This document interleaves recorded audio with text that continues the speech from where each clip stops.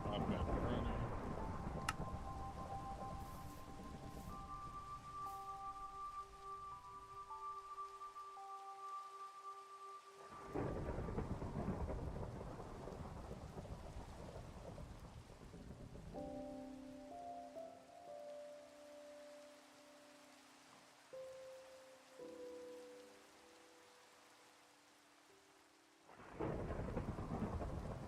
So prominent across the universe that we've given it a name, the Hydrogen Line.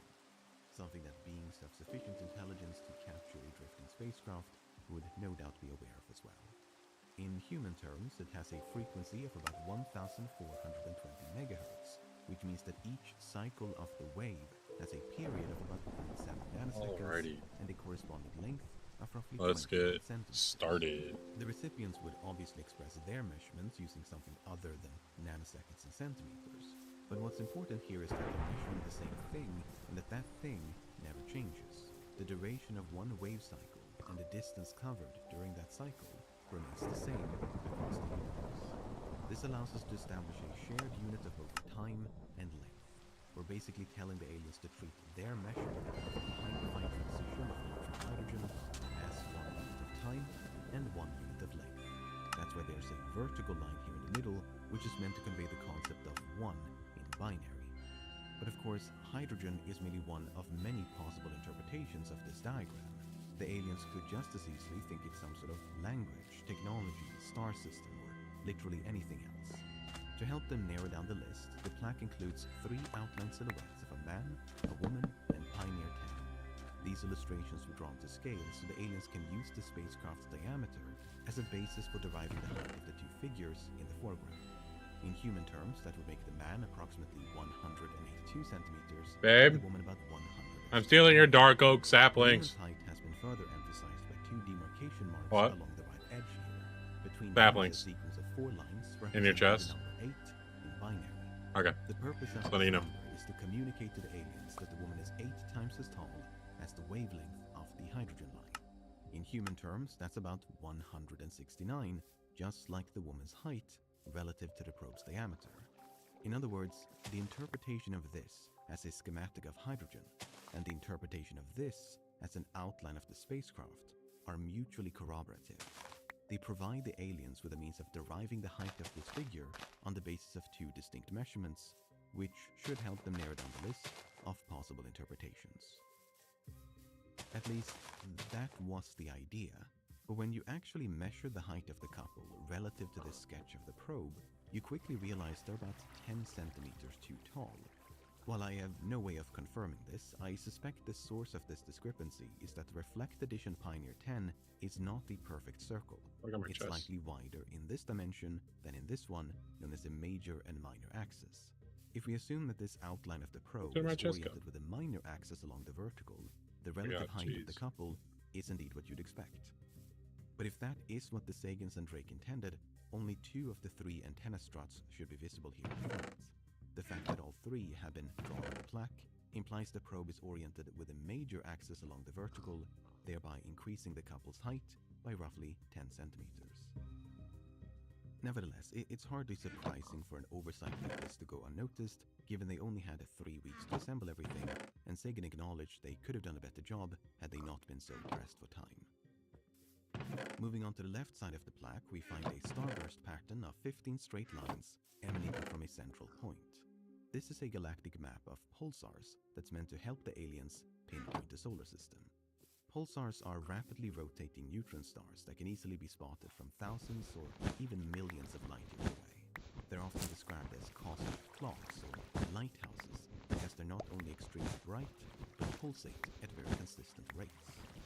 This red line shooting off to the right represents the distance between the Sun and the center of the galaxy, while the green lines represent the relative distance between the Sun and 14 pulsars. To make it easier to identify the pulsars, each line is accompanied by the star's rotation period expressed No, I in don't want to binary, do marked here in blue. Take this one for instance. This star is known as the Betelgeuse, and it's about 1,000 light years from Earth.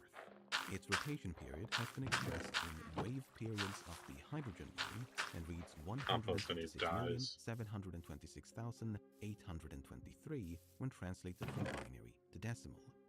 What that means is that it takes the Vela pulsar almost 127 million times longer to complete one rotation than the wave period of a hydrogen atom undergoing hyperfine transition. In human terms, that's about 89 million nanoseconds, or 11 rotations every second, which is about this fast.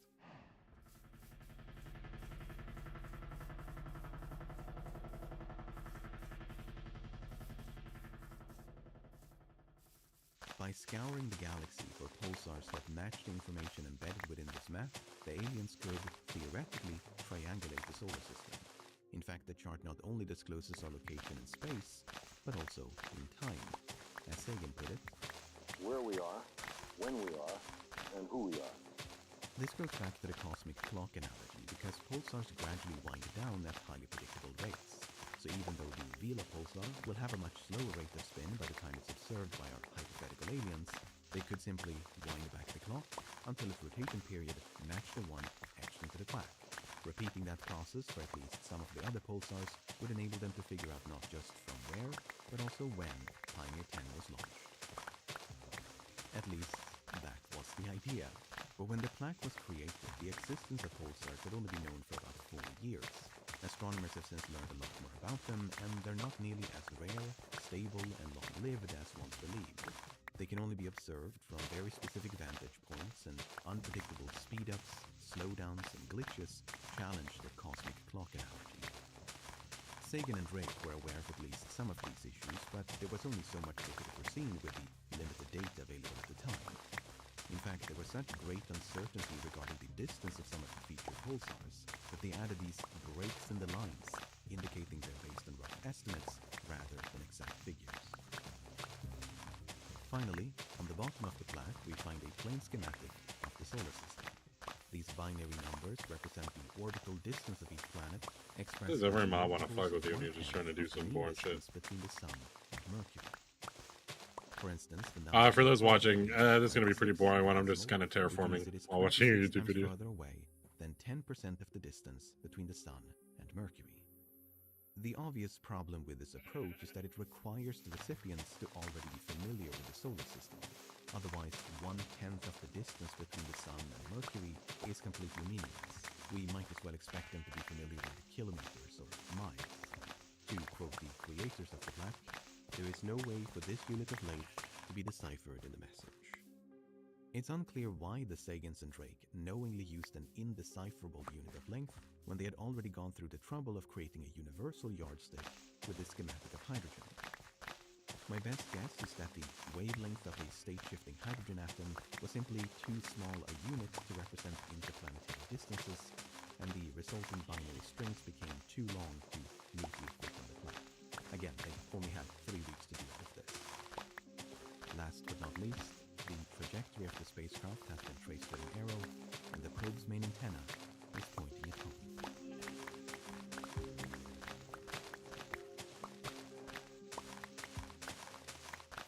Over half a century later, Pioneer 10 is now more than 20 billion kilometers from the Sun.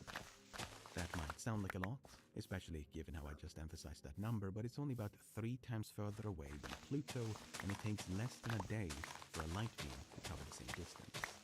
Even though it's darting through space at several kilometers per second, the probe won't surpass even the nearest star to the Sun for many tens of thousands of years. But it gets worse because Pioneer 10 is not headed for any particular star. It's expected to pass within a few trillion kilometers of a relatively nearby system in about 90,000 years or so, when this star, all the way out here, will come closer to the Sun than Proxima Centauri is today.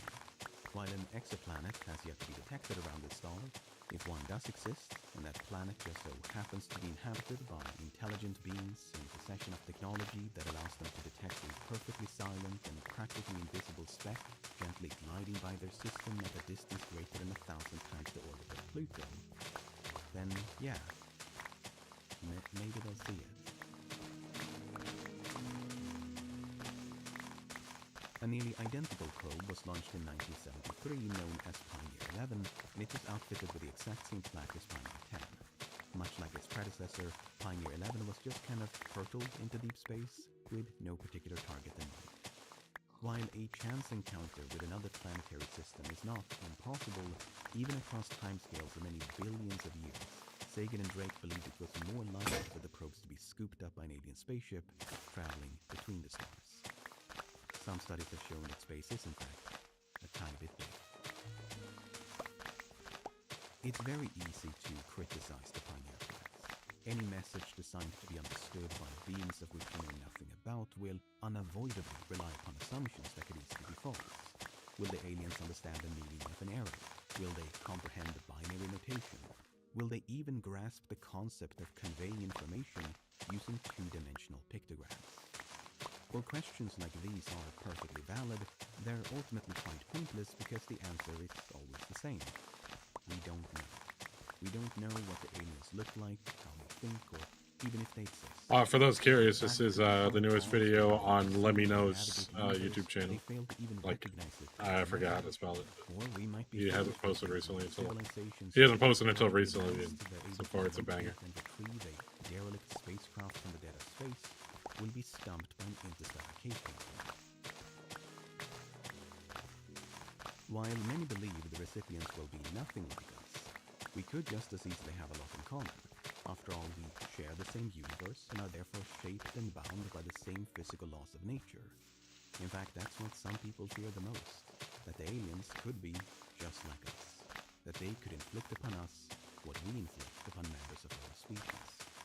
The Sagans and Drake tried to get ahead of these concerns by emphasizing the improbability of interception. They stressed that even if the probes were to fall into the tentacles of a hostile intelligence in some distant future, they'd be too far away to pose a threat. But statistics and probability only get you so far because fear is a powerful emotion.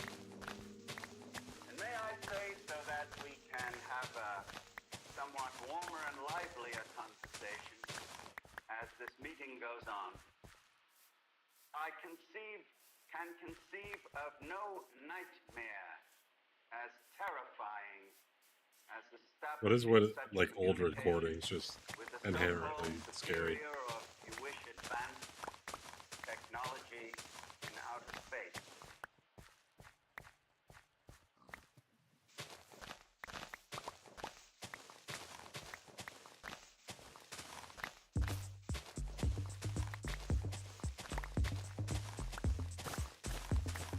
His animations have gotten a lot better in this last video too.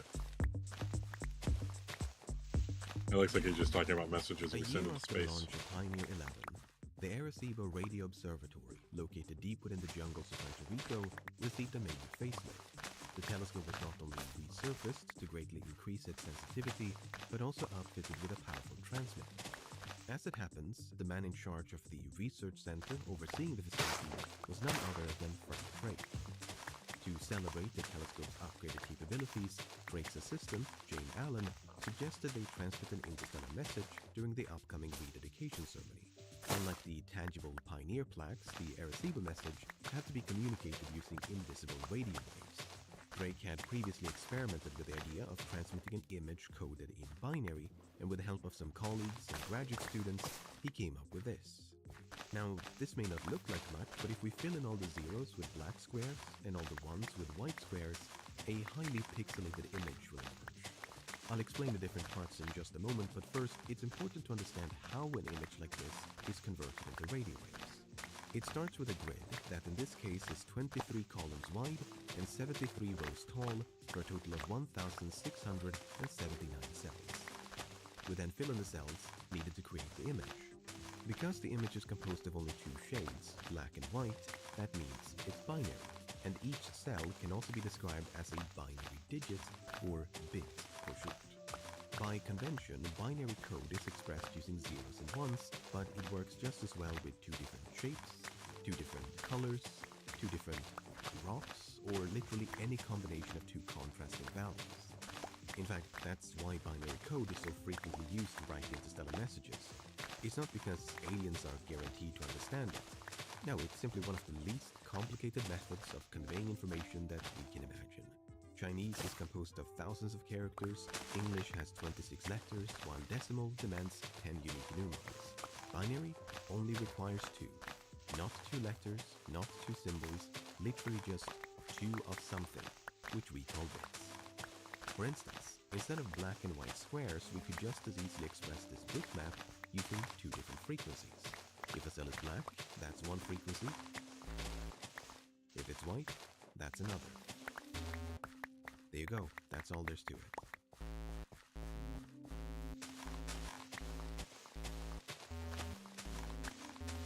If education, I don't know. There's something with like this long sequence of 2 infotainment frequencies can now be transmitted in using a schools. radio telescope. Like if I was showed this shit in school, I would learn so much. Astronomer, they may find I'm it just a difficult nerd. to ascribe such an unnatural pattern to a natural source. This will hopefully draw attention to the number of frequency fluctuations, because 1679 is what's known as a semi-prime. It's disappointingly not the half-brother of Optimus Prime, but rather the product of precisely 2 prime numbers. In this case, those prime numbers are 23 and 73, which happens to be the dimensions of the original grid. If the aliens were to plot the frequencies onto a grid of that size and fill in all the cells occupied by one of the values, they would uncover the image.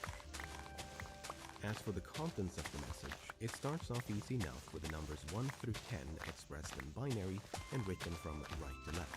So 001, 010, 011, and so on. Moving on to this large cluster of pixels, we find a bunch of binary formulations for the building blocks of life as we know it. It starts with the atomic numbers of 5 basic elements: hydrogen, carbon, nitrogen, oxygen, and phosphorus. These numbers are then used to describe essential components of DNA. For instance, a carbon atom has 6 protons, which means it has an atomic number of 6. 0110 is binary for decimal 6. Because carbon is in the second column from the right, it means the second column of these molecules underneath indicates... It's just like a better Vsauce with like visuals. So Not better, Vsauce has his own. I mean, Vsauce is so ribose, amazing, which but has 5 for carbon science atoms, communication, and 101 when he is does it, binary or just for any decimal. communication, he does In fucking the center of the great image, we job. find a crude rendition of the DNA double Fuck helix, that JFK video enclosing is a large amazing too. binary value denoting the number of nuclear But when he touches molecules. space in a video, it's fucking amazing. In simpler terms, it's a way of expressing the complexity or size of our genetic makeup. However, more recent measurements have since reduced that number by over 1 billion, so this figure is no longer accurate. A bit further down, we find a simple sketch of a human alongside an expression of their height on the right and the estimated global population in 1974 on the left. Directly underneath the human is a schematic of the solar system, followed by an illustration of the Arecibo telescope. Now, you might be wondering, how the hell were the aliens supposed to understand any of that? The simple answer is, they weren't really. Unlike the Pioneer flag's commendable attempt to establish some sort of common ground using shared units of measurement and a galactic map of pulsars, the Arecibo message was much more of a publicity stunt. For instance, the length of the message was largely determined by the presumed attention span of those invited to the rededication circle. The concern was that if the message was too long, attendees might be annoyed by the sound of the transmission, which was planned to be broadcast over loudspeakers at the event. In the end, the message was constrained to about 3 minutes to mitigate the risk of a dull afternoon. Likewise, the selection of the target for the transmission was entirely dictated by what happened to be visible in the sky during the ceremony. Drake ultimately selected a bright cluster of stars known as Messier 13, which is about 24,000 light years from Earth. While this meant the message would take 24,000 years to reach its destination, the density of M13 also meant the signal could sweep over many thousands of stars upon arrival. At the time, this was thought to maximize the odds of the transmission being received, and Carl Sagan even told a reporter that he believed there was a 50% chance that M13 was home to an alien civilization. But as it turns out, more stars does not necessarily mean more opportunities for life. Not only are globular clusters like M13 typically starved of heavier elements essential for planetary formation, but the proximity of the stars makes it challenging for any planets that do form to maintain stable orbits. Considering it took billions of years before humans evolved on Earth, a region as densely packed and chaotic as M13 is probably not the most conducive environment for life as we know it. While there is some optimism that small planets like Earth could survive in very tight orbits, out of 6,000 exoplanets discovered to date, only 2 are located within a globulus sphere. Nevertheless, on November the 16th, 1974, a small crowd of astronomers, dignitaries and others bopped along to a 3-minute concert of 2 warbling tones as humanity's first interstellar radio telegram was beamed into space.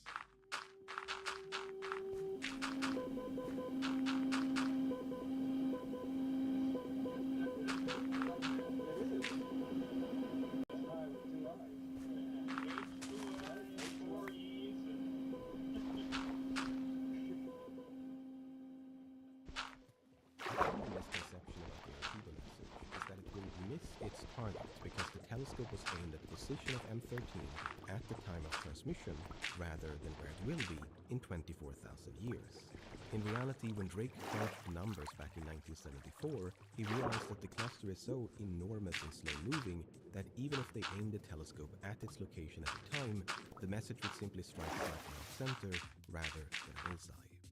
Presuming against all odds that M13 is home to an alien civilization in possession of an extremely sensitive instrument that's not only designed to pick up radio waves at the exact same frequency and bandwidth at which the Arecibo message was transmitted, but also pointed squarely at the solar system at just the right time, Nazarian astronomers will have a non-zero chance to detect a non-repeating burst of energy lasting for less than 3 minutes, some 24,000 years from now. Even though they're unlikely to decode the message, they might still suspect it's an attempt at communication. It's a bit like, even if you don't speak Swedish, så kan du fortfarande förstå att någon försöker kommunicera. If they suspect it's a transmission from another civilization, the aliens may choose to respond. Presuming there's no way to overcome the speed of light, such a response would obviously take just as long to reach us as it took the Arecibo message to reach them. Based on the most recent measurements of the distance between the solar system and M13, the earliest possible date we can expect a reply is the year 50,370. Don't forget to mark your calendars. There are even more hopelessly optimistic scenarios like a star or spaceship crossing paths with a signal somewhere along the way, but the odds of that happening are so vanishingly small it might as well be impossible. Not least of all because, as you can see, M13 is actually floating far above the galactic disk, and there's a whole lot of nothing in between.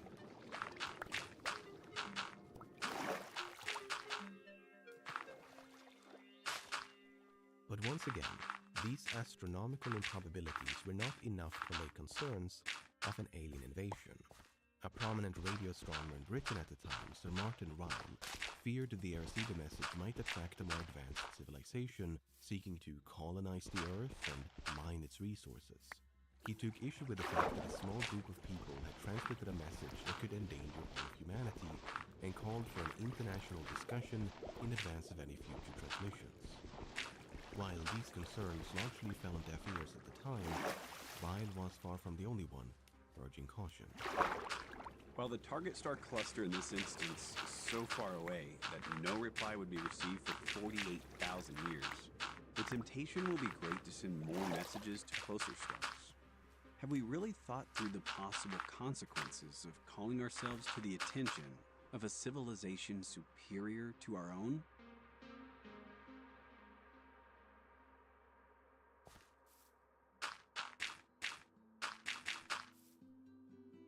By the mid-1970s, NASA was gearing up to launch 2 spacecraft known as Voyager 1 and 2. Much like the Pioneer probes before them, the Voyager twins would be slingshot into deep space by Granddaddy Jupiter on their way to explore the outer solar system. Due to the similarity between the 2 programs and the public interest generated by the Pioneer plaques, NASA engineer John Cassani thought a similar message ought to be carried by the Voyagers. When Cassani reached out to Carl Sagan in late 1976, he jumped at the chance to scribe another cosmic postcard. But this time he wanted to impress upon the recipients not just how we think, but also how we feel. After consulting numerous people on how to proceed, 2 propositions stood above the rest: music and pictures. Sagan was partial to music, while fellow astronomer Frank Drake thought nothing could capture the human condition like a series of photographs. After some additional brainstorming, it was Drake who finally realized they could accommodate both ideas using a phonograph record. A phonograph record is an analog storage medium primarily used to record and replay sound. To record, you simply press a needle against the surface of a slow-spinning disc. By generating a sound like strumming a guitar, the needle will start to vibrate as it carves a thin, undulating groove into the disc. To replay the sound, you simply create a copy of the disc using a less malleable material, place the needle back at the beginning of the groove, and spin the disc back up again.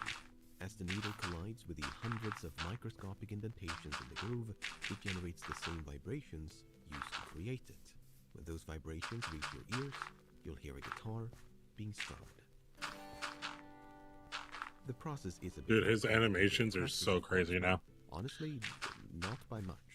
Whether it's a single vibrating guitar string or the deafening crescendo of an entire orchestra, all of it can be recorded and replayed by tiny bumps in a groove. Yes, magic is real, and this is it. But what about photographs? How do you get visual information onto a storage medium made for sound? It's surprisingly simple, actually. Remember how the Arecibo message painted a picture by treating black and white squares as two different frequencies? I mean, it would be a bit concerning if you don't. That was like 12 minutes ago. You better get that checked out. Anyway, they basically did that, but instead of just two frequencies, they used a whole range of them.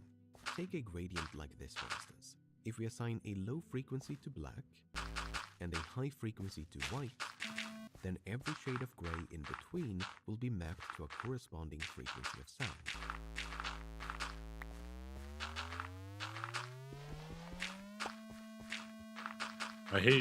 I do dislike all the noises in this one. It's going to be hard to fall asleep to.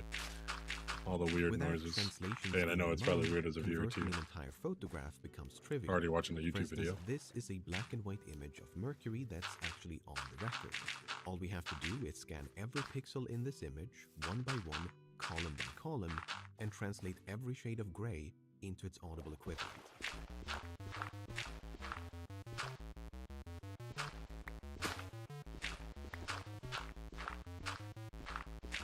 Now this one is another weird one. Come on, get past. Once we've translated every frequency of light into a frequency of sound, we end up with a brief sample of incoherent noise that acts like an acoustic fingerprint of the image.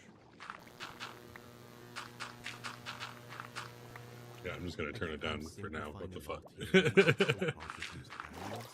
rather than contrast pixel values, but it gives you a rough idea of the Some photographs were actually recorded 3 times in a row using filters for red, green, and blue. When recombined in just the right way, they produce an image full of vibrant colors, even though individually they're all black and white.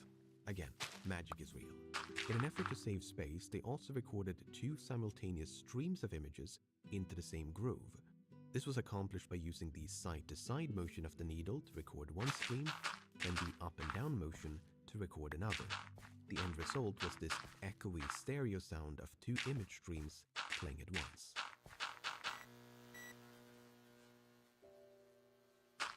Turn it down in time this time.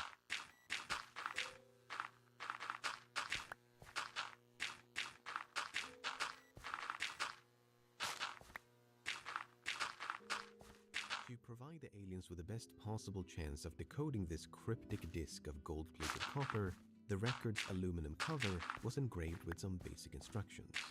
First of all, the pulsar map makes a return, and so too does the diagram showing the hyperfine transition of neutral hydrogen, the lack of which is once again used to establish a shared unit of both time and length.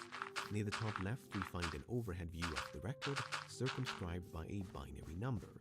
It's telling the aliens to spin the record about 5 billion times faster than the hyperfine transition period. In human terms, that's equivalent to roughly 1 rotation every 3.6 seconds. To ensure the aliens have something with which to play the record, a ceramic cartridge holding a diamond-tipped needle was attached to the mounting bracket. An outline of this cartridge has also been drawn along the right edge here to indicate the playback starting position. Underneath the overhead view, there's also a side view, accompanied by another binary number. This time, it's telling the aliens how long it takes to play one full side of the record, which is about 54 minutes. Moving on to the top right, we find a step-by-step guide for decoding the images. The waveform at the very top corresponds to 3 vertical slices of the record's first image, while the zigzag pattern underneath means the slices are meant to be stacked side by side, one after the other.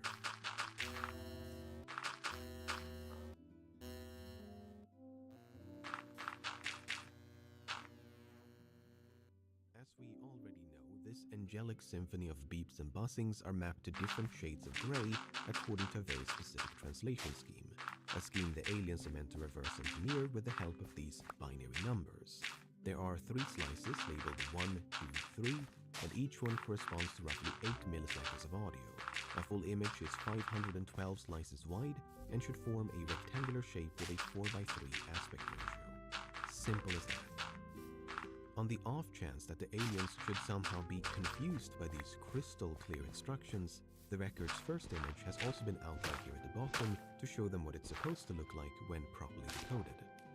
In fact, this calibration circle is the very first piece of data the aliens would find in the record. It's followed by more than 100 images, starting with some basic math, units of measurement, and a speedrun of the human experience.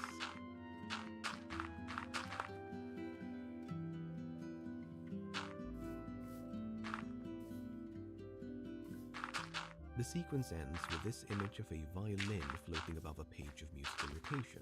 It shows the beginning of a somber classical piece known as Cavatina, and once the image fades, legendary MC Ludwig von Beethoven kicks off the mixtape.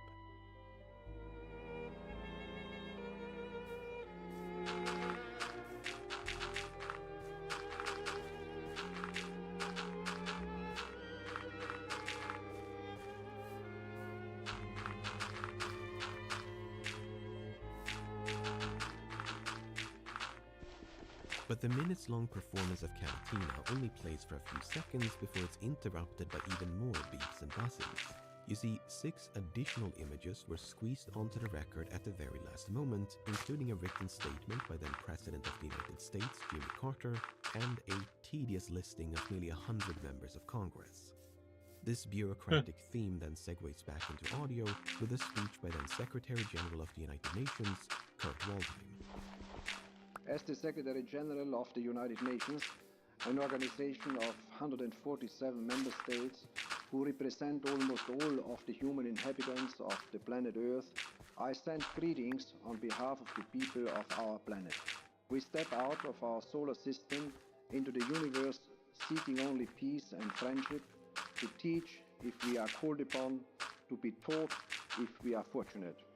We know full well that our planet and all its inhabitants are but a small part of this immense universe that surrounds us, and it is with humility and hope that we take this step. The aliens will then be treated to a series of greetings spoken in 58 different languages. Konnichiwa, o genki desu ka? Siyanibingelela maqhawe, sinifisela inkonzo ende. Hälsningar från en dataprogrammerare i den lilla universitetsstaden Ithaka på planeten Jorden. Silema Khemen. धरती के वासियों की ओर से नमस्कार. Hola y saludos a todos. تحياتنا للأصدقاء في النجوم. يا ليت يجمعنا الزمان. Shalom. Salvete quicumque estis. Bonam erga vos voluntatem habemus, et pacem per astra ferimus. 各位都好吧，我们都很想念你们，有空请到这儿来玩。Пересилаємо привіт із нашого світу, бажаємо щастя, здоров'я і многоя літа. Hello from the children of planet Earth. This is followed by various sounds of things like weather, animals, and technology, before the record ends with a playlist of nearly 90 minutes of music covering a vast array of instruments, styles, and cultures. It starts about halfway through the A side of the record with an uplifting composition by Joan Bach.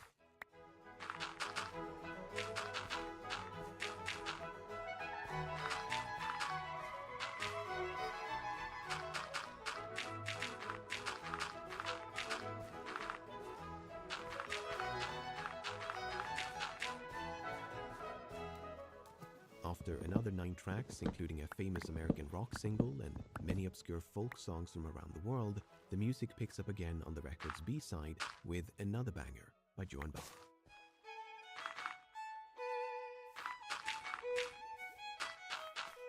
Referring to Bach, as a banger is so funny.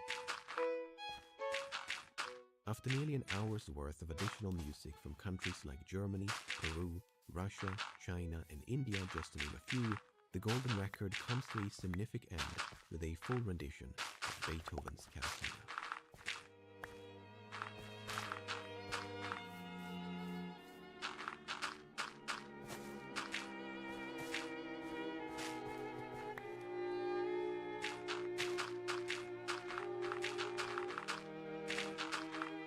All the viewers coming in at like the weirdest time on TikTok. I'm just watching a YouTube video.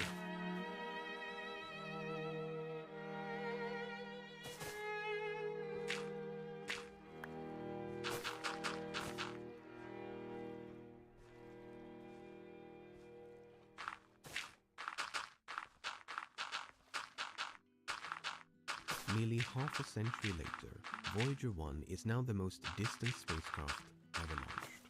Even though it was preceded by the Pioneer probes by several years, and even its own twin by 2 weeks, Voyager 1 attained a greater escape velocity, in a sense overtaking them all. Amazingly, both Voyagers are still transmitting to this day, although they're fast approaching their operational limits. Once they go offline and fall out of range, they'll join their pioneering brethren in a timeless and destinationless trek between the stars. Because the interstellar medium is sparsely populated with tiny dust particles, the exposed surfaces of both the Pioneerplex and the Golden Records will erode over time. While the former is somewhat protected by its inward-facing placement, it's still exposed to the vacuum of space. On the other hand, the Golden Records are firmly pressed up against the body of the spacecraft. According to one estimate, the outward-facing B-side could survive for at least a few billion years, whereas the lifespan of the concealed A-side is anyone's guess. It's not impossible that many tens or even hundreds of billions of years from now, all the photographs, greetings, and 1/3 of the music will still be intact. While the response to the Golden Records was overwhelmingly positive, they did nonetheless receive a bit of criticism. Much like before, some people were completely undeterred by the near impossibility of interception and feared the Voyagers might attract a hostile intelligence. Others focused more on the contents of the message because they felt it was disingenuous to paint humanity in such a positive light when war, crime, and cruelty are as much a part of the human condition as music, sports, and science. As one of the makers of the record, John Lomborg, so succinctly points out, more human beings have killed one another or starved to death than have written string quartets. The decision to exclude the uglier sides of humanity was partly to avoid potential backlash from people here on Earth, but also an attempt to make us seem less hostile to any future recipients. While a mushroom cloud does convey a shameful yet significant part of who we are, it could also be perceived as a threat.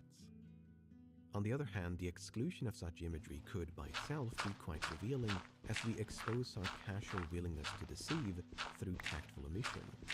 Dating profiles, job interviews, meeting someone for the first time. I don't know if this is what the Golden Records team had in mind, but being selective with the truth to make a good first impression, how terribly human of them. The 3 initiatives mentioned so far are likely to be the only ones you've heard of before. The Pioneerplex, the Arecibo message, and especially the Golden Records generated immense public interest at the time and remain well known to this day. But our attempts to communicate with life beyond did not end with the Golden Records. In fact, just a few years later, the silence was broken yet again, and this time the target was so close, the minimum response time was measured not in eons, but decades.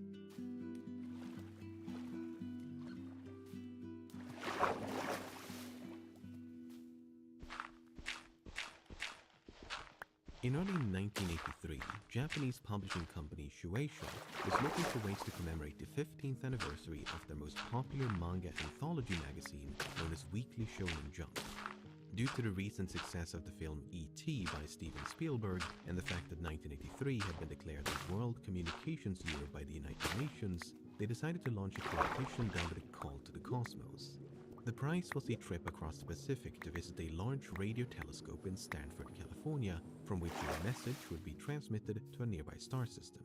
To win, all you had to do was submit a proposal for what the message should say. With a readership in the millions, the magazine received nearly 50,000 message ideas from children across the country.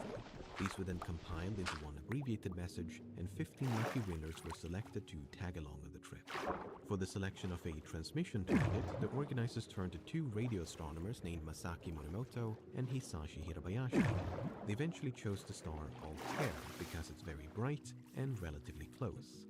It was also selected because the message was planned to be transmitted during an annual Japanese festival known as Tanabata, which celebrates the meeting of two celestial deities represented by the stars Vega and Altair. Furthermore, Morimoto and Hirabayashi were asked to create their own message, and after 3 days of work, they came up with this: a sequence of 13 bitmaps measuring 71 by 71 pixels that were clearly inspired by the Arecibo message. The first 4 images depict things like natural numbers, prime numbers, basic math, common elements, the solar system, and essential building blocks of DNA.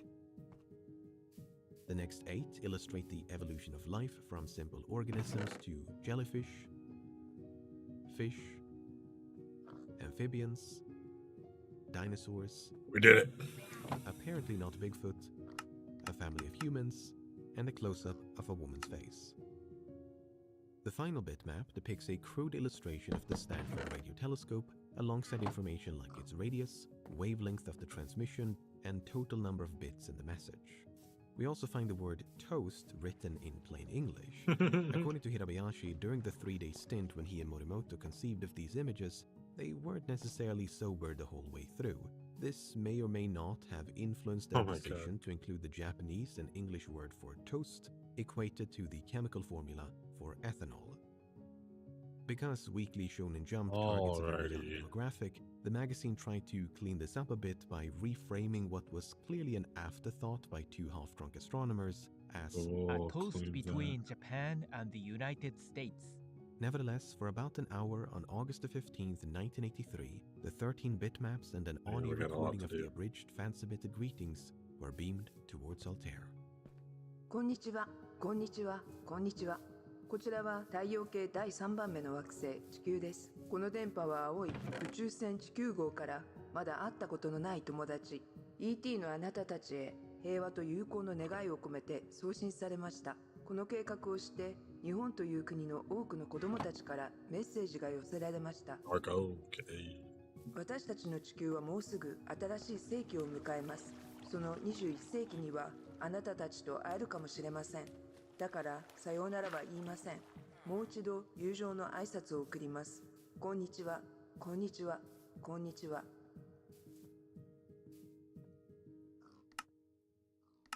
Altair is among the brightest stars in the night sky, and at a distance of less than 17 light-years, it's only, a few quadrillion stone throws away? In fact, Altair is so cosmically close that enough time has now passed for the transmission to have made a full round trip. That is to say, the message reached Altair back I want to see more. Shift, and we could have received the reply as early as 2017. Now, the fact that we never did does not necessarily mean there's nobody home. I want to see more. Perhaps they missed the brief 60-minute window when the message swept across their system. Perhaps they did pick it up. I'm going to take a quick dab. A response. Perhaps they took one quick look at Earth and humanity and were like, nah, we good. While all of these scenarios are of course equally probable, the most equal is unfortunately the first one. Not only have astronomers failed to detect a planet around Altair, but even if one does exist, the star's only been around for about 100 million years. Compare that to a 4.6 billion year veteran like the Sun, and things start to look a bit bleak. Sure, there's always the possibility that intelligent life typically evolves much faster than it did here on Earth, but we currently have no good reason to think that's the case. But it gets worse because even if the Altairians did respond, the odds of us even noticing are extremely remote, because telescopes are expensive, in low supply, and high demand. Sacrificing years, months, or even just days worth of observation time to screen a single planetless star for alien signals ain't exactly top priority. It wasn't until the summer of 2023 that a team led by astronomer Shinya Narasawa secured a brief time slot at the Yasuda Deep Space Center in Japan to search for a belated response to the Altair message.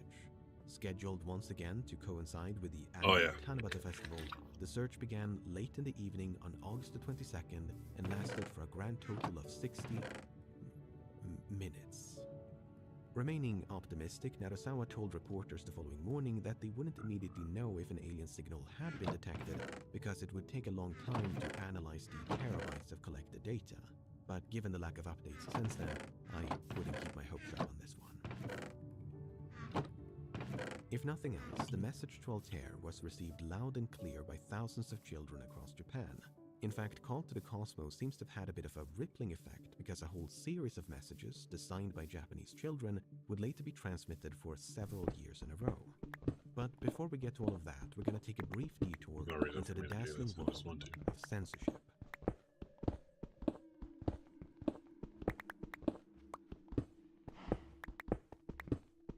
As mentioned before, when the public became aware that NASA had bolted a plaque to the side of Pioneer 10, not everyone approved.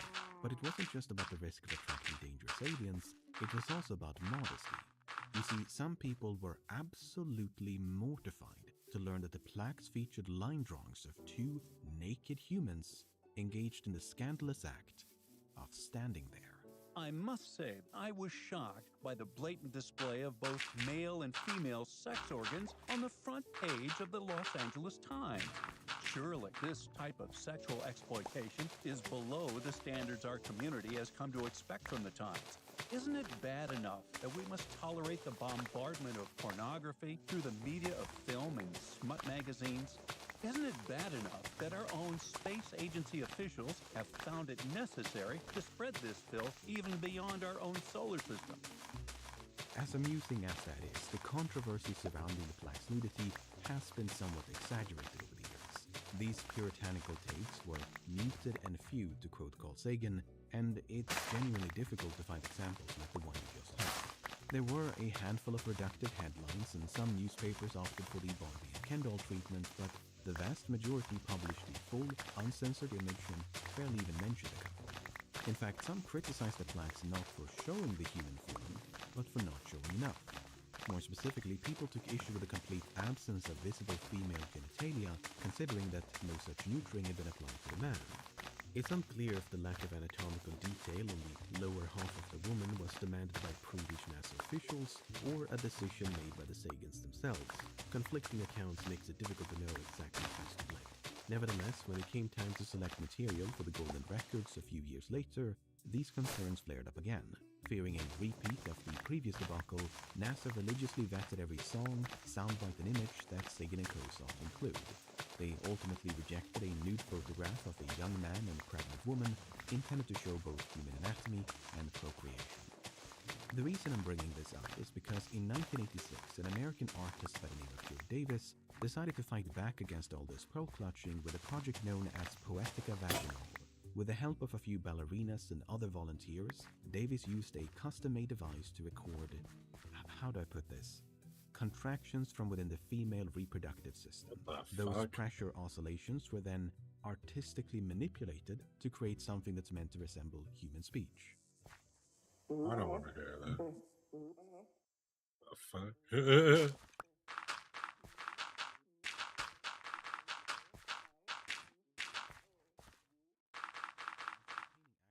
Radio telescope near the Massachusetts Institute of Technology, Davis and his team began transmitting the sounds into space. However, the broadcast only lasted for about 15 to 20 minutes before the project was prematurely terminated by an Air Force colonel who was apparently overseeing the facility.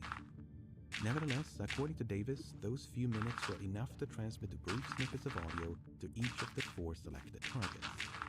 2 of them were never publicly identified as far as I can tell, while the other 2 are known as Epsilon Eridani and Tau Ceti.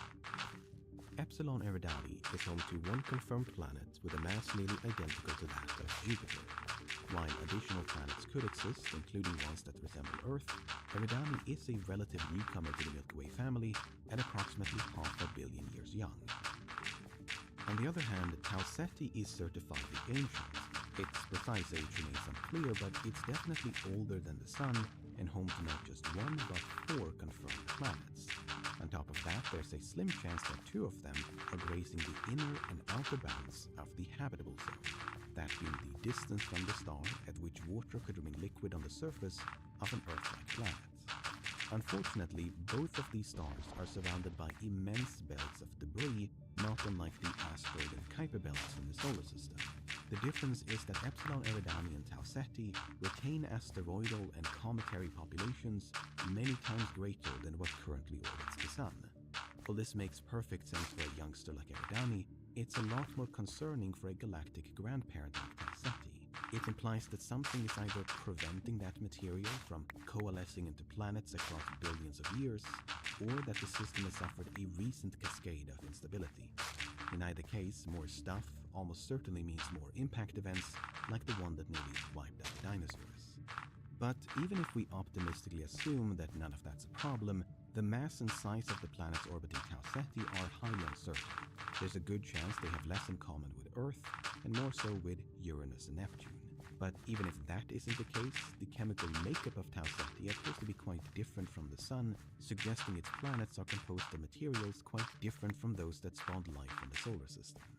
In summary, it's not looking great. Now, it may seem pointless to consider the habitability of these distant worlds when the message we send towards them is completely indecipherable. I mean, if you thought the aliens were going to struggle with the golden records, good luck to them figuring this out.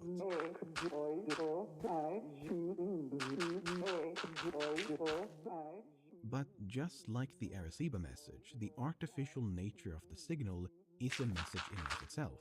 If you want to believe there's a naturally occurring phenomenon capable of producing the exact same radio waves as those emitted by Joe Davis and his team back in 1986, you go right ahead. But somehow I have my doubts about that.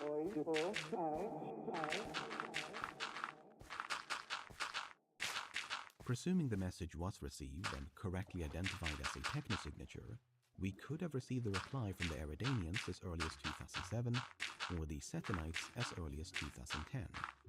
I did some checking and regretfully have to inform you that humanity's been ghosted once again.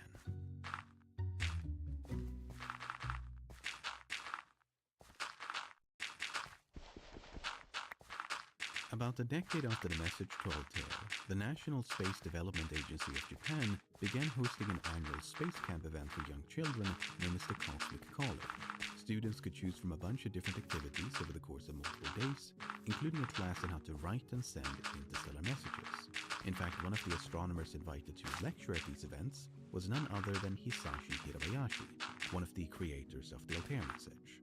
But it wasn't just a theoretical exercise. NASA actually arranged for some of those messages to be transmitted into space. Once a year, between at least 1995 and 1998, simple bitmap images measuring 11 by 11 pixels were sent from the Yasuda Deep Space Center to various locations across the galaxy. These transmissions received next to no publicity at the time and are virtually unknown to this day. This makes it difficult to know exactly what was sent where and when. Here's what we do know. The first Cosmic College was held in August 1995, during which this image of two parents and a child was beamed towards some unknown destination within the constellation Libra. Even less is known about this image of an alien holding hands with a human, transmitted sometime in August 1996. This time we don't even know the general region of the sky to which it might have been sent. In August 1997, two bitmaps were beamed towards a binary star system known as Spica. The first image depicts a smiley face, while the other shows a Japanese dumpling known as a dango next to a steaming cup of tea. Unfortunately, Spica is a ticking time bomb because the two stars are expected to slowly encroach upon one another, which could trigger a supernova at some point in the future. Even if that wasn't the case, they're far too young to host an Earth-like planet, and even if that wasn't the case, it would take another 5 centuries for any replies to reach us. Finally, this image that simply says 1 + 1 = 2 was transmitted to some unknown location in August 1998. Now, there could be more of these transmissions that have been lost to time. For instance, an image of a leaf to symbolize the nature of Earth appears to have been designed during the Cosmic College of 1999, but I couldn't find any information on whether it was actually beamed into space. While competitions, art projects, and recreational programs certainly could generate an alien response, their primary function is to elicit a response from us down here on Earth. They're inspiring, provocative, and generally attract a lot of attention.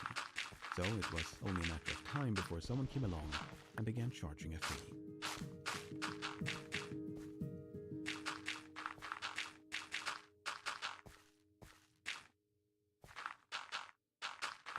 In early 1998, American entrepreneur Charles Schaefer announced a commercial venture known as Encounter 2001. The project sought to crowdfund the launch of a tiny, light-sailing spacecraft that would carry samples of human DNA beyond the solar system. For only $50, anyone could submit a few strands of hair along with a brief message and their portrait and join the so-called Millennial Voyage.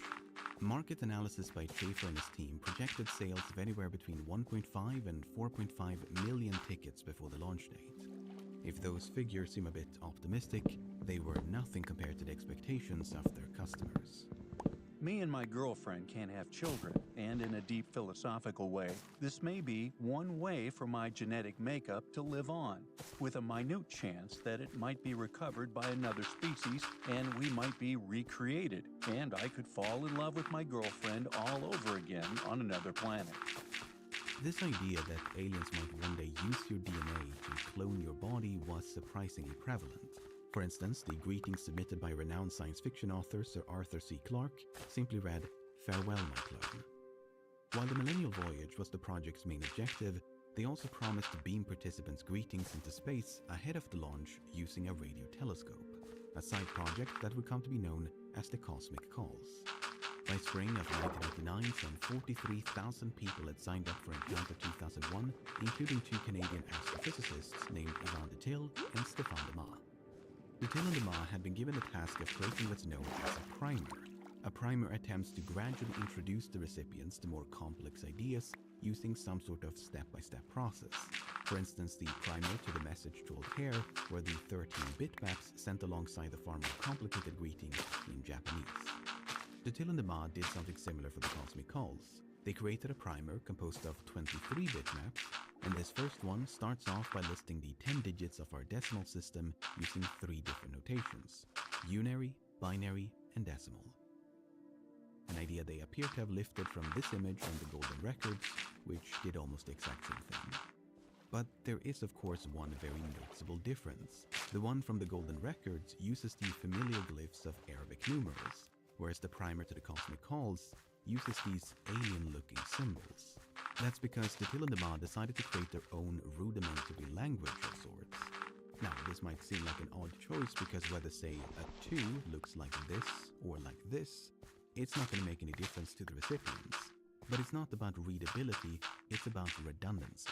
You see, there's a lot of naturally occurring radiation that could interfere with the radio transmission between the source and destination. Imagine, for instance, that we transmitted 15 bits arranged like this to represent the number 8. If this one bit in the middle was flipped along the way, the recipients would pick up a 0 instead of an 8. Flip this bit and the 8 becomes a 6. Flip these two and it becomes a 5. In other words, this transmission has no redundancy whatsoever. Lose one bit and the entire message could become corrupted. The glyphs created by Detil and Demas were designed to be as fault-tolerant and noise-resistant as possible. There are several bits of difference between all the symbols, and that still holds true even if they were to be mirrored or rotated. But apart from the symbolic difference, the Cosmic Call Primer follows a structure that should be very familiar at this point. The first 5 pages cover various mathematical concepts that gradually increase in complexity.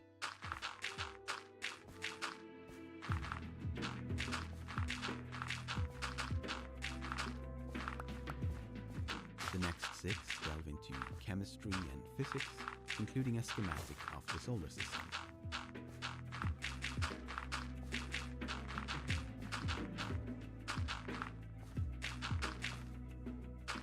The next 8 are all about Earth, humanity, and biology, including a rendition of the Pioneer Couple and a 2-page map of the continents.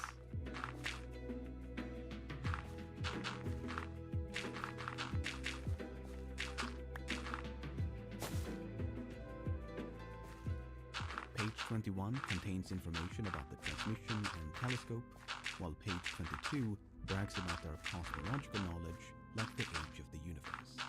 The 23rd and final page invites the aliens to respond by asking them a series of questions using this flower-looking glyph as a stand-in for a question mark. For instance, this means velocity, while this means photon, so this question could be read as, what is the speed of light?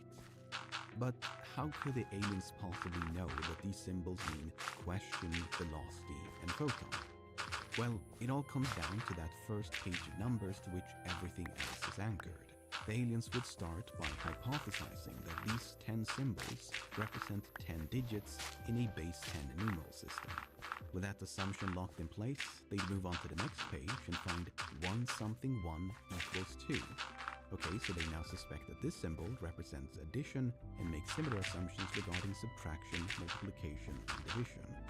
Once they get to page 4, they'd know that this reads something plus 2 equals 3, while this reads something plus 4 equals 10.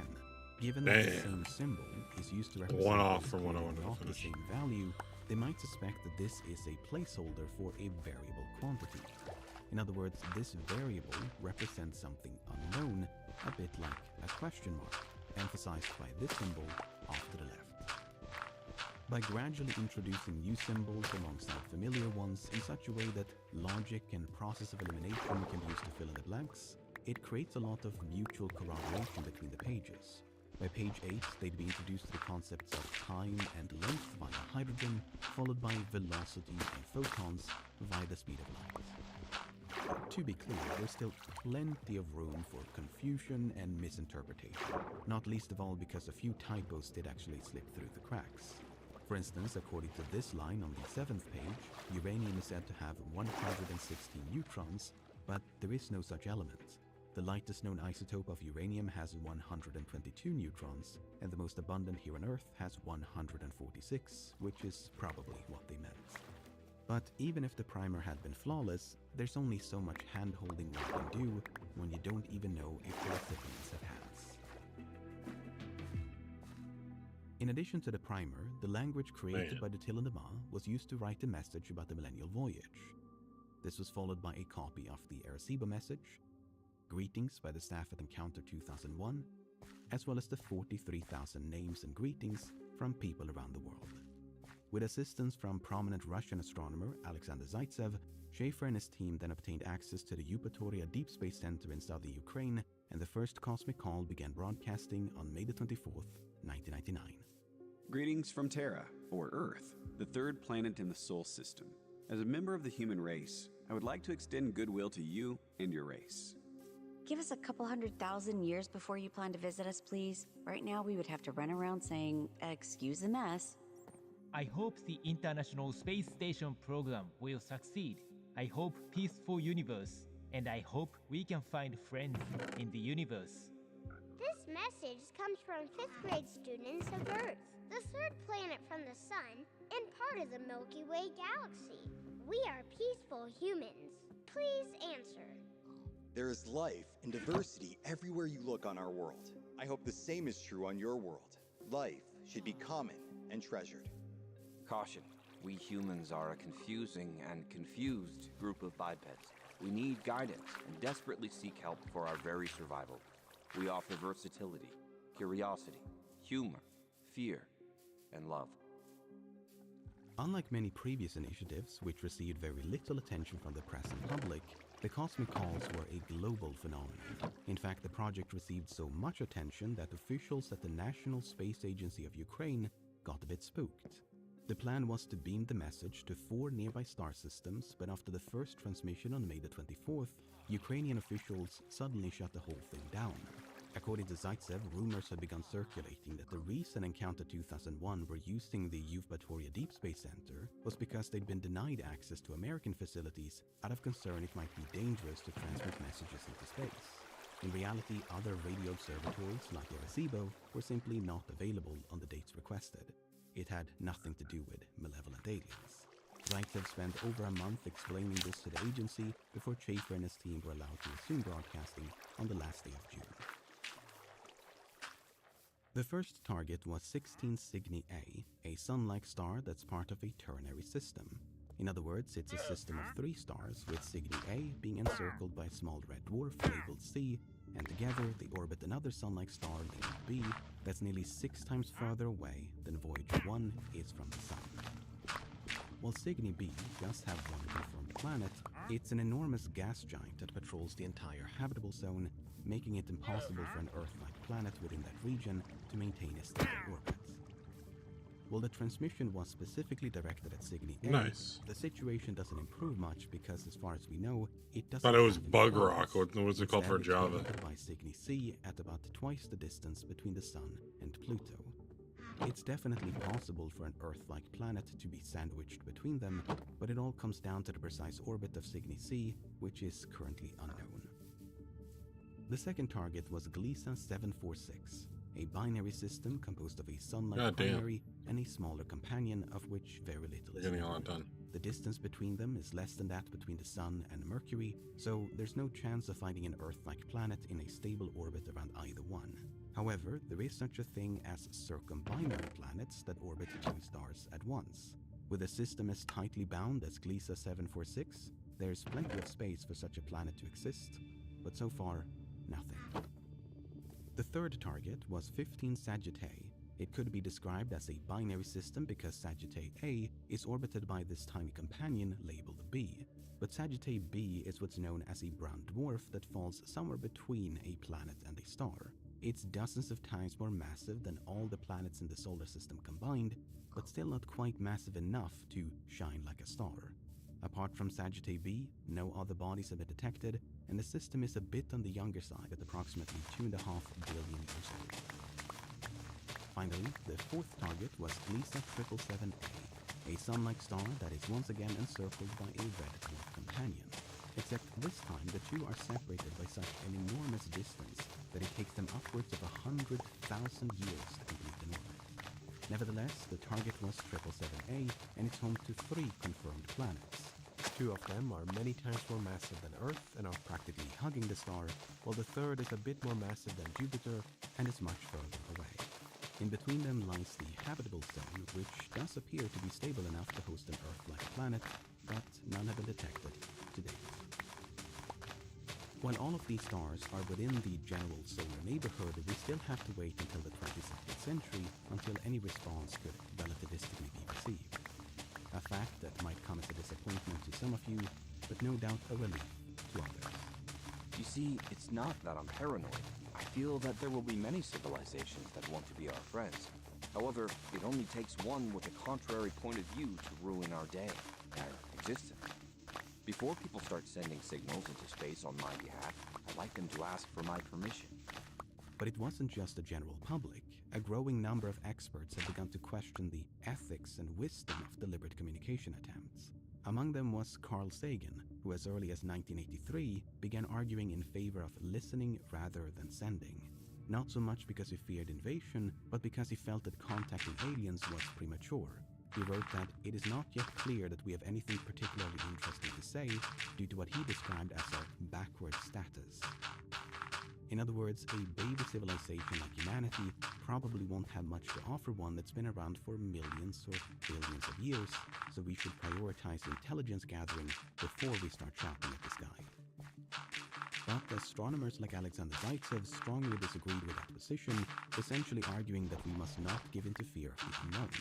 Sure enough, just a few months after the first cosmic call, Zaitsev and others began work on yet another message.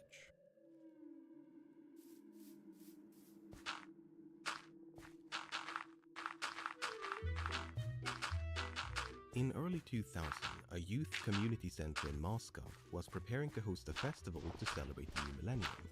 During the preparations, an astronomy teacher named Boris Chanichner suggested to some of his students that they should create an interstellar message to be presented during a space-themed portion of the event. The project was spearheaded by 2 teenagers named Igor Kiselev and Vladimir Filipov, who quickly devised a message composed of both music and pictures. Once the project had been approved by a committee that included Alexander Zaitsev, it was decided to transmit the message sometime the following year to commemorate the 40th anniversary of the first crewed spaceflight by cosmonaut Yuri Gagarin in 1961. Zaitsev expanded upon the ideas of Kiselev and Filipov by suggesting the message be divided into 3 distinct signal types: constant, continuous, Fucking There's weird fucking noises in this video.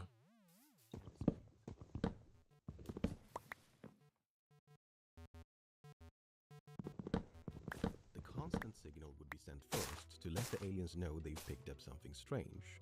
That probing beacon would then transition into a continuous signal conveying the musical component of the message. Finally, 2 discrete frequencies would be used to broadcast binary coded images. According to Zaitsev, the 3 formats represented a language of nature, emotion, and logic. A total of 9 musical compositions were selected, and Zaitsev proposed using an electronic instrument known as a theremin, partly because it generates a smooth monophonic signal with minimal overtones, but also because the theremin was a Russian invention.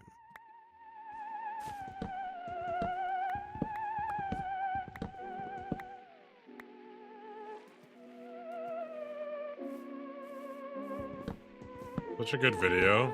This noise is just getting to me. The visual portion of the message was composed of 28-bit maps primarily designed by Kissel Infinity. The first image depicts a wave within a circle, which is meant to convey to the aliens that the circle's diameter is equal to the wavelength of the transmission.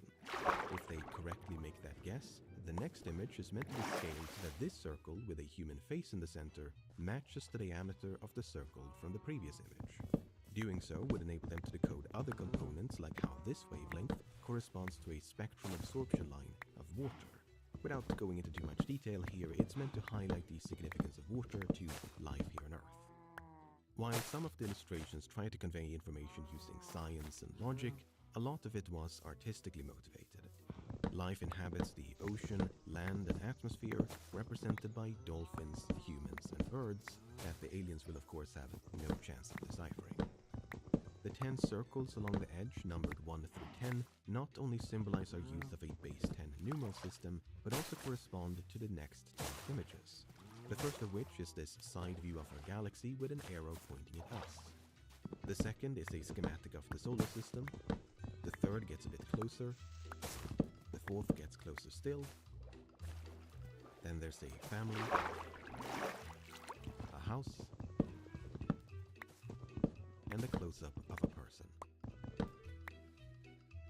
Towards the end, there's also a yin and yang symbol, 2 games of tic-tac-toe,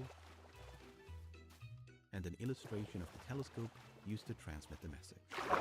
But it doesn't end there, because the next image is the same emblem we saw before, except the 10 outlined circles have now been filled in with the 10 preceding images.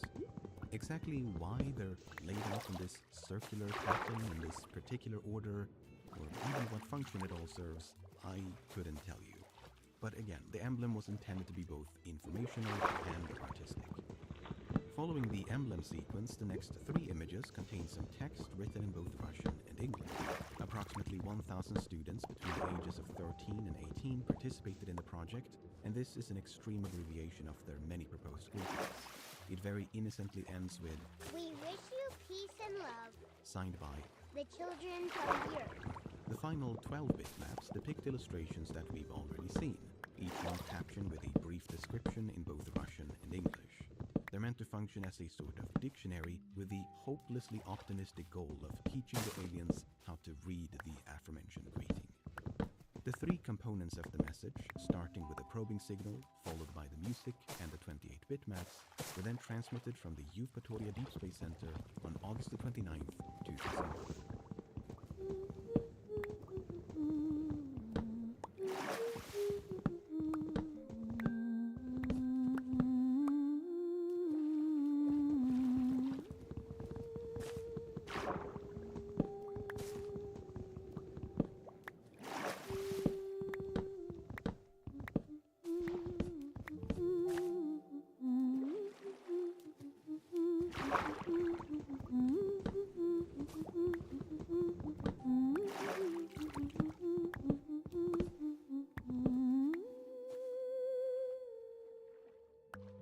Much like the first Cosmic Call, the teenage message was transmitted multiple times over multiple days, this time to 6 different targets. The first one was Gliese 797A, an as of yet planetless but sun-like star that forms a wide ternary system with 2 smaller companions. The second target was 37 Geminorum, a solitary sun-like star that has yet to show any signs of hosting a planetary system. Target number 3 was another sun-like star known as 47 Ursa Majoris, which is home to 3 confirmed planets. They all appear to be gas giants, and the one closest to the star is grazing the outer edge of the habitable zone.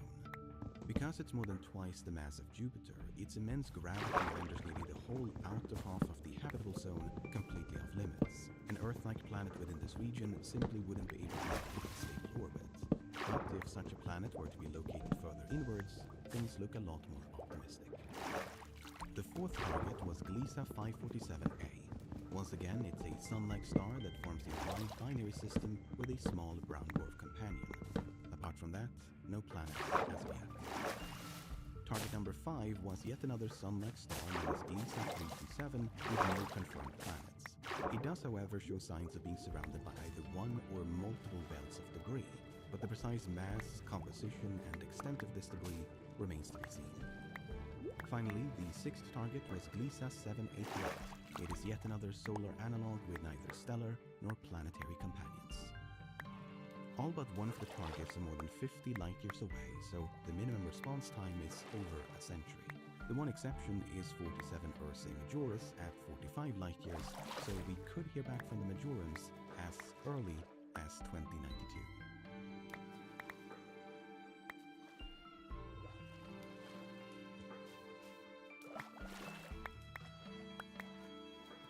As the name Encounter 2001 would seem to imply, the Millennial Voyage was scheduled to launch by the end of 2001, but shortly before the start of that year, the project was quietly rebranded as Team Encounter. While it's difficult to know exactly what was going on behind the scenes, it seems like they vastly overestimated the public's interest in sending messages into space. As mentioned before, the team expected to attract somewhere between 1.5 and 4.5 million customers. A few months after launch, they had sold 45 tickets. While sales rose quite a bit before the first Cosmic Call, 43,000 customers was still a far cry from the millions they had anticipated. With such lackluster performance, the company had no choice but to push back the launch date of the Millennial Voyage by several years and change the name to Team Encounter. But even after significant delays, a few celebrity endorsements, and numerous attempts to get people interested, sales lagged behind expectations by a wide margin. By the summer of 2003, the company's main investor finally pulled the plug, and the project was summarily abandoned. While this meant the Millennial Voyage was dead, Team Encounter did at the very least uphold the promise of transmitting a second Cosmic Call, the composition of which was very similar to the first. Just like before, it started with a primer designed by Ivan Detil and Stéphane Demas. However, they actually created a new set of glyphs, even more noise-resistant than the first. The 23 bitmaps were also redesigned and combined into one large image, but the contents of the primer stayed more or less the same. This was followed by a copy of the Arecibo message, a few images from the Teenage message, a description of the now cancelled Millennial Voyage, and greetings by the staff at Team Encounter. Last but not least was the commercial payload. This included not just the names and greetings of more than 100,000 customers, but also more unique contributions like a chatbot program called Ella, the contents of an entire website, and the song Starman by David Bowie. All of which was of course converted into binary before being transmitted into space from the Eupatoria Deep Space Network on July 6, 2003. The people of the planet Earth send their greetings and friendship to you across the light years of interstellar space. The message we send to you today contains information about our solar system, our planet, and ourselves. We invite you to contact us and to share your knowledge, culture, and wisdom. May this cosmic call open an exciting dialogue between our two stars here in the Milky Way galaxy. Much like the first Cosmic Call, the second was beamed towards multiple targets. There were 5 in total, and the first one was Gliese 67. It's a binary system composed of a Sun-like primary and a red dwarf companion that takes about 20 years to complete an orbit.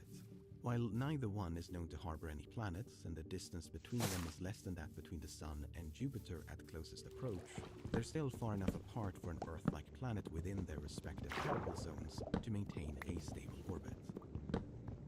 The second target was Gliese 208a, which is only about half the size and mass of the Sun and forms a wide binary system with an even smaller companion.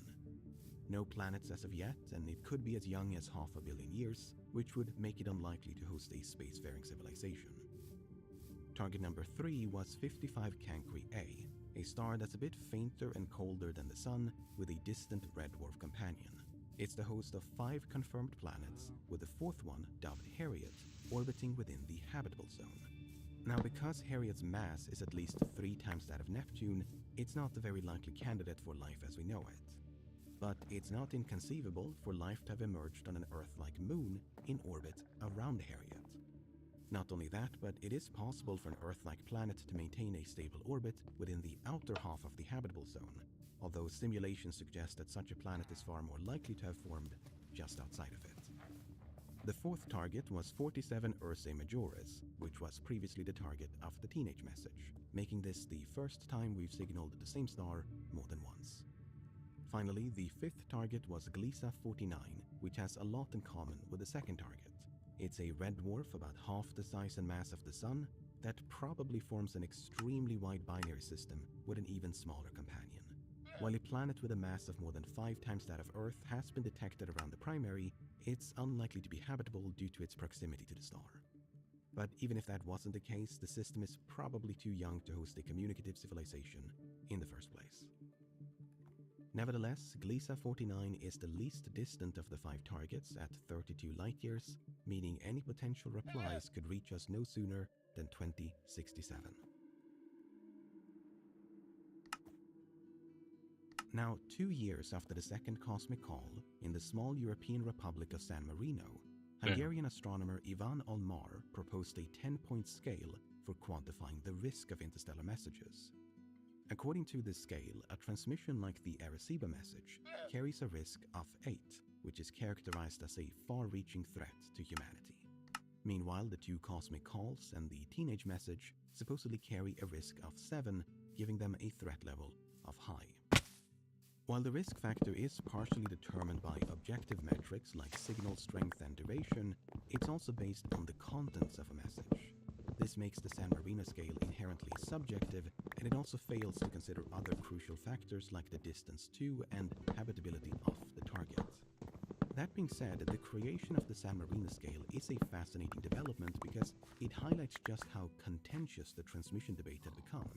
Many prominent figures within the SETI community, that being the search for extraterrestrial intelligence, have become a lot more hesitant or outright opposed to what had come to be known as METI, Messaging Extraterrestrial Intelligence, a term coined by none other than Alexander Zaitsev during the creation of the teenage message. Pushing back against this growing opposition to METI, Zaitsev reasoned that in a galaxy where everyone is listening and no one is speaking, someone has to make the first move. He called attention to a poll showing that 78% of more than 140,000 SETI enthusiasts were in fact in support of METI.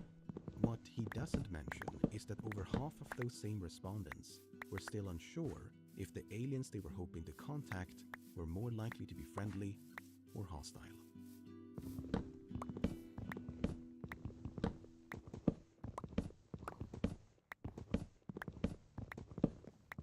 Throughout the 1990s, there was increasing demand within NASA to launch a mission to Pluto. At the time, it was the last unexplored planet of the solar system, and even our most powerful telescopes could resolve nothing but a nebulous disk. After numerous failed attempts to secure the necessary funding, the spacecraft New Horizons was successfully launched on January the 19th, 2006. 5, 4, 3, 2, 1. We have ignition and liftoff of NASA's New Horizons spacecraft on a decade-long voyage to visit the planet Pluto and then beyond.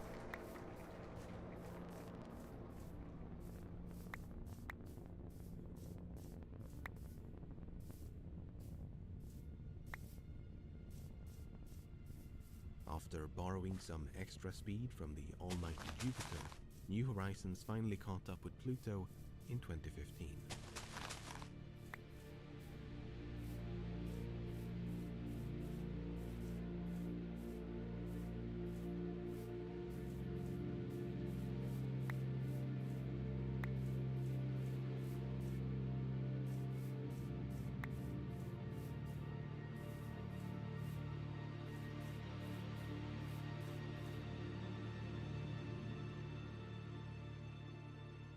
Pluto's sexy.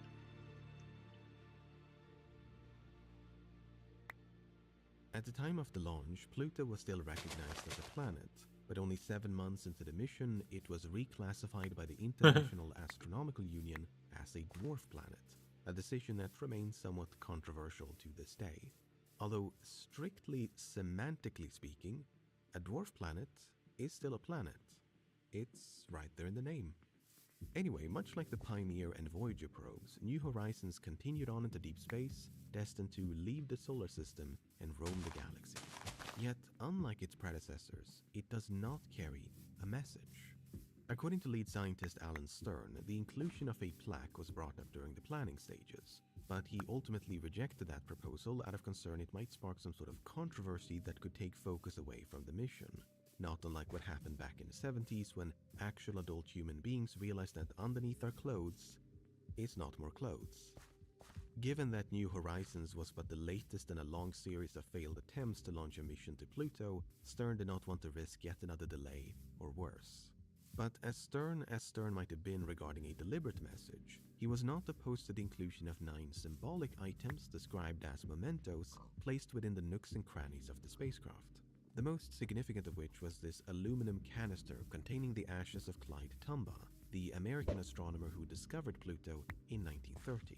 Shortly before his passing in 1997, Tombaugh requested that his cremains be launched into space, and what better way to honor that request than to sail him past the planet that he discovered.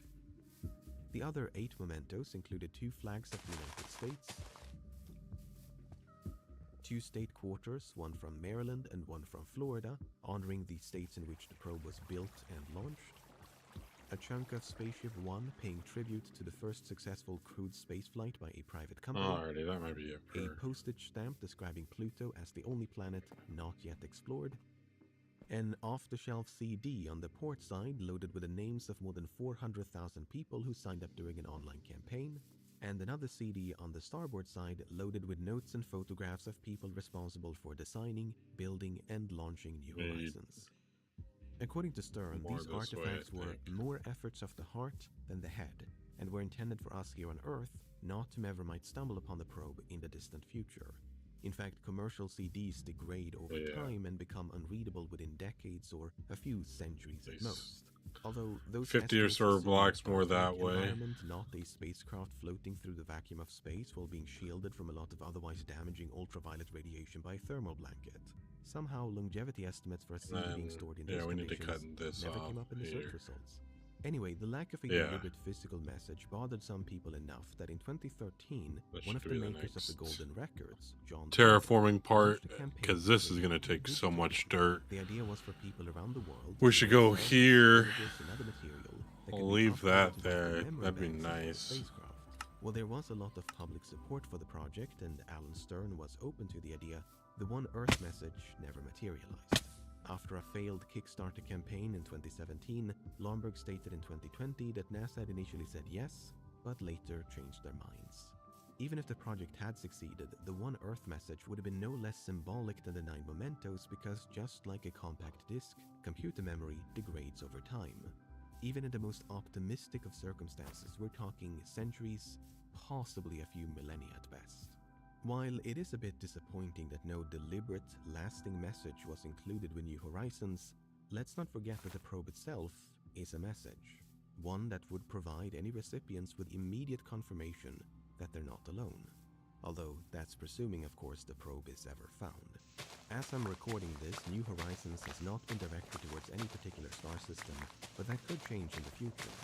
Following its encounter with Pluto in 2015 and this malformed space potato in 2019, the probe is now gliding through empty space while astronomers keep searching for additional flyby targets. So far, none have been detected, but the probe has enough juice to keep going until at least the 2040s.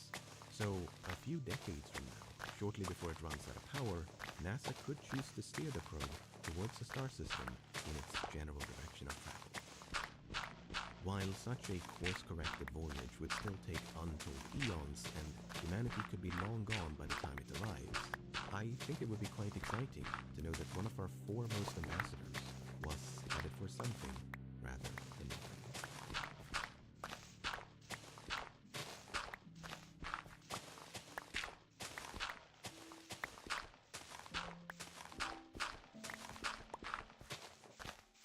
In early 2008, a man named Martin Lewis approached NASA with the idea of beaming the Beatles song Across the Universe. As a Beatles historian, Lewis sought to commemorate the 40th anniversary of the song's recording, and NASA seems to have agreed because the year also happened to mark the 50th anniversary of the agency's founding. Using a massive antenna at a deep space communications complex located west of Madrid in the middle of Spain, the nearly 4-minute song was beamed towards Polaris, the famous North Star, on February the 4th, 2008. Former Beatles member Paul McCartney approved of the message by saying, "Send my love to the aliens." But it's highly unlikely for Polaris to be inhabited. For one thing, it's not a solitary star, but a system of 3. The primary is a supergiant that's about 2,500 times brighter and nearly 50 times larger than the Sun. Placed at the center of the solar system, its radius would extend about halfway to Mercury. Meanwhile, its closest companion is a bit more massive than the Sun and takes nearly 30 years to complete an orbit. This tight-knit binary pair is then encircled by a third star that's many tens of Pluto orbits away. No planets have been discovered as of yet, but even if an Earth-like planet with a stable orbit could be found within one of the star's habitable zones, Polaris probably hasn't existed long enough for intelligent life to emerge. While the two companions could be as old as 2 billion years, it seems like the primary has only been around for a few tens of millions. As if that was not bad enough, Across the Universe won't arrive until the middle of the 25th century because Polaris is more than 400 light years away.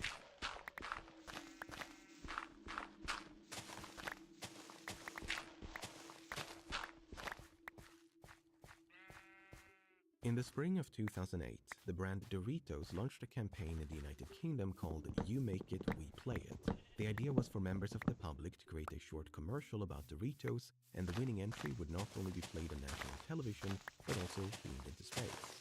From a radar station in the middle of Svalbard in the Arctic Circle, a 6-hour loop of the 30-second advert departed Earth on June 12, 2008.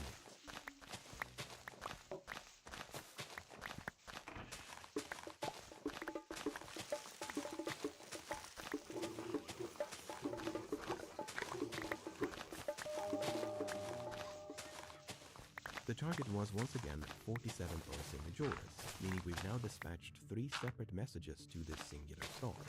Presuming the Majorans are listening, they'll be hearing the teenage message in late 2046, the second cosmic call in late 2048, and an unprompted admission that we like to hasten our mortal doom by voluntarily consuming dusty triangles of death sometime in late 2053. Response time, let's open.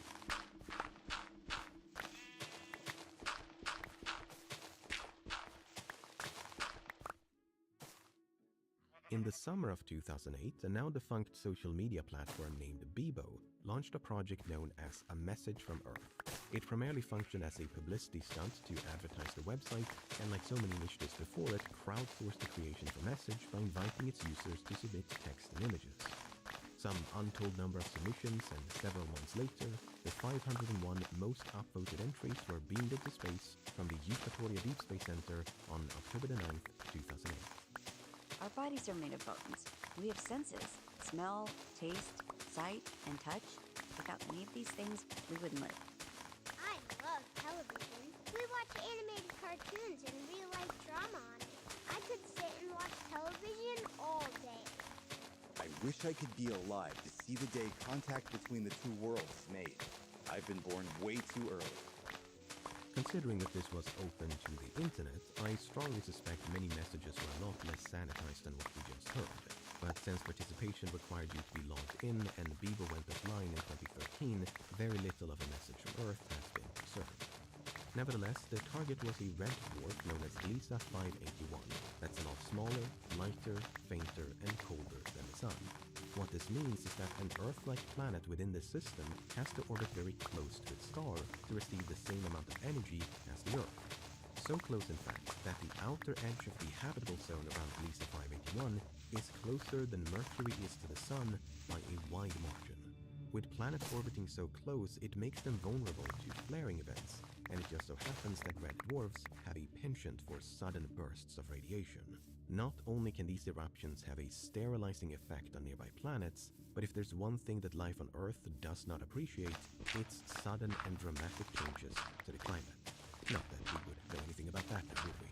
The good news is that Gliese 581 has a better chance than most of hosting an Earth-like planet because it's very old and therefore a lot less active than many of its younger siblings. It's also quite close at less than 21 light years, meaning a reply could arrive as early as 2049. Even more promising is that shortly before and after a message from Earth was transmitted, astronomers discovered not just one, but two planets a few times more massive than Earth orbiting within the star's habitable zone. Unfortunately, follow-up studies failed to corroborate those findings, suggesting the initially planet-looking signals were nothing more than noise. Unless additional planets can be found in the future, any remaining hope of life falls to the 3 confirmed planets that lie a bit further inward. However, due to their even greater proximity to the star with orbital periods of only a few days, chances are they're less Earth-like and more Mercury-like.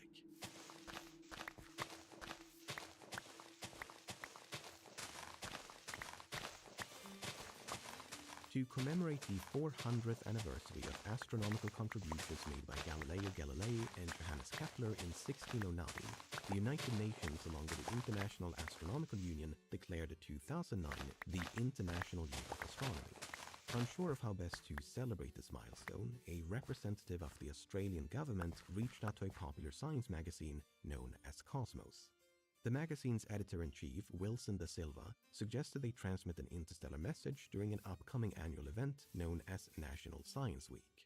They were soon given the green light by the government, and after consulting a bunch of astronomers, NASA and others, Cosmos launched a website called Hello from Earth. The project was described by Da Silva as Twitter to the stars because the idea was to allow anyone to submit a brief text message of no more than 160 characters in length. When the submission period came to a close less than 2 weeks later, the website had received nearly 26,000 messages. According to Da Silva, less than 1% of the comments contained some sort of rule-breaking content like profanity, slurs, and so on. They were also forced by NASA to remove anything deemed even remotely sexual or aggressive, like the word breast, and the phrase, "all your babes are belong to us," which is just a line from an old video game that later became a meme.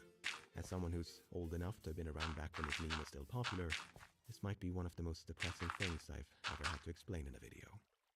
Painful reminders that we're all stuck on a travelator towards eternal nothingness aside, once all the messages had been vetted and approved, they were transmitted from a large antenna at the Canberra Deep Space Communications Complex in the Australian southeast on August 28, 2009. Hello from Australia, on the planet we call Earth. These messages express our people's dreams for the future. We want to share those dreams with you. To be or not to be? That is the question. I'd like to invite you all back to my place for a few beers. Klaatu, Barada, Nikto. Does the meaning of life equal 42? If not, please explain. Please come and save us from ourselves. Do you plan to invade? Which way does the water spin when you flush the toilet? How is it that you understand English? It's very convenient. Hey guys, great to catch up the other day. We'll discuss intergalactic trade policy next week. Keep it on the hush-hush, remember? We're no strangers to love. You know the rules, and so do I. A full commitment's what I'm thinking of. Never gonna give you up, never gonna let you down. We are destroying our planet, and we're too selfish to stop. We need your help. Please, come quickly. We're mostly harmless. Do you have any updog on your planet? Apologies in advance for most of these messages. They are an example of our primitive humour. Live long and prosper.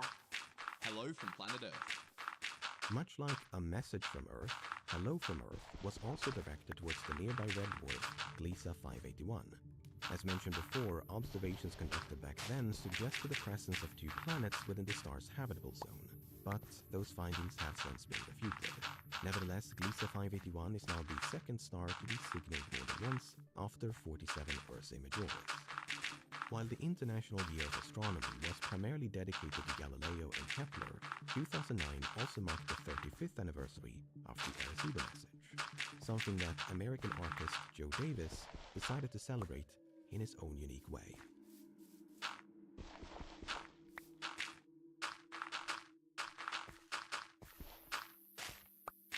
One of the most vital biological mechanisms on Earth is photosynthesis, the ability of some organisms, like plants and algae, to produce life-essential oxygen using water, sunlight, and carbon dioxide.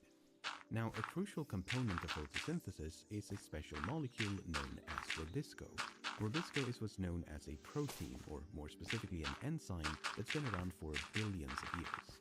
Presuming the evolution of life here on Earth is typical rather than special, one possible way to communicate with an alien species would be to send them very basic biological information. If their path to intelligence bears any resemblance to our own, there's a chance they'll recognize an enzyme as ancient and rudimentary as rubisco. This was the idea that occurred to Joe Davis in late 2009. But instead of using something more conventional like binary code, he decided to map the rubisco gene sequence to 4 increasingly syllabic phrases alluding to an ancient Greek proverb. These were then vocalized and turned into a 15-minute audio sample using the text-to-speech feature on a regular iPhone. Now, if you feel like you couldn't quite follow all of that, no need to worry, there's zero chance the aliens will either. Much like Davis's previous project, the Rubisco Stars message was largely symbolic and primarily intended to evoke a reaction from people on Earth. Nevertheless, using his academic connections, Davis managed to book time at the Arecibo telescope. Then, on November 7, 2009, just over a week before the 35th anniversary of the Arecibo message, a frequency-shifted audio recording of a synthetic voice rattling off fragmentary sentences representing the Rubisco gene sequence was beamed towards 3 nearby stars. Know yourself, the riddle of life, the I. Know yourself, I. Know yourself, I. Know yourself, know yourself, know yourself, I. Know yourself, riddle of life, know yourself, riddle of life, know yourself, I. Know yourself, know yourself, know yourself, riddle of life, I. Know yourself, know yourself. The first target was T-Sed Arietis, a red dwarf less than 15 light-years away with 1 confirmed planet approaching the mass of Saturn. It's a very active flare star, so even if an Earth-like planet could be found, it's unlikely to host life as we know it. Meanwhile, the third target was Kappa 1 Ceti, a sun-like star barely 30 light-years from Earth. While it is similar to the Sun, it's also a lot younger, making it unlikely that sufficient time has elapsed for a communicative civilization to have emerged. But the second target is a lot more interesting. It's another red dwarf known as Teegarden star, and while it does exhibit occasional flaring, it's a lot older and much less active than most of its kind. Furthermore, it's home to 3 confirmed planets with masses very similar to that of Earth, and 2 of them orbit within the habitable zone. To quote a recent paper, they are among the most Earth-like exoplanets currently known. But Earth-like does not necessarily mean habitable, because flares are but one obstacle that red dwarf planets have to overcome. Another potential hazard is something known as tidal locking. Without going into too much detail, the simplest form of tidal locking is when the rotation of a celestial body becomes synchronized with its orbital period. The most famous example of this is the Moon. It completes precisely 1 rotation for every orbit around the Earth, which is why we only ever see one side of the Moon. The reason this happens is a bit complicated, but it's tied to proximity. The tighter the orbit, the more likely it is for a celestial body to become tidally locked to its host. As you can imagine, planets orbiting red dwarfs are especially susceptible, as they have to orbit very close to their star to retain liquid water on their surface. Sure enough, the 3 planets orbiting Teegarden star are all believed to be tidally locked, just like the Moon. This is less than ideal because it means that one hemisphere is cooked by everlasting starlight while the other is plunged into eternal night. Habitability estimates for such bisected worlds range from extremely pessimistic to cautiously optimistic, because some climate models suggest warm air from the day side creeps into the night side, which pushes cold air from the night side into the day side, and so on. The end result of which is a planet with a surprisingly temperate climate that keeps water at perfect equilibrium between freezing and evaporating. But even if we accept the more optimistic models, the proximity of red dwarf planets also makes them less likely to retain an atmosphere in the first place. That's because stars tend to shed vast quantities of material into space, and the closer you get, the more intense that stellar wind becomes. As if that was not bad enough, this wind is occasionally interrupted by more explosive events like coronal mass ejections that can expel billions of tons of superheated plasma in a matter of minutes. Here's one being ejected from the Sun with the Earth hauntingly to scale.